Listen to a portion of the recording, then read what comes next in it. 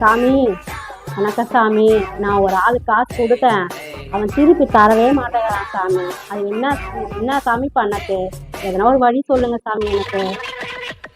காலையில எழுந்துங்க, நரி மகத்தில் முடிச்சுட்டு நீ கொடுத்தா காசு வரும். ஓ சாமி, நீங்க சொன்னபடியே நான் காலையில எழுந்து நரி மகத்துல முடிச்சுட்டு போறேன் சாமி. நன்றி சாமி. அத்தை, அத்தை, அத்தை, உங்க மூஞ்ச கொஞ்சம் காட்டுங்க அத்தை.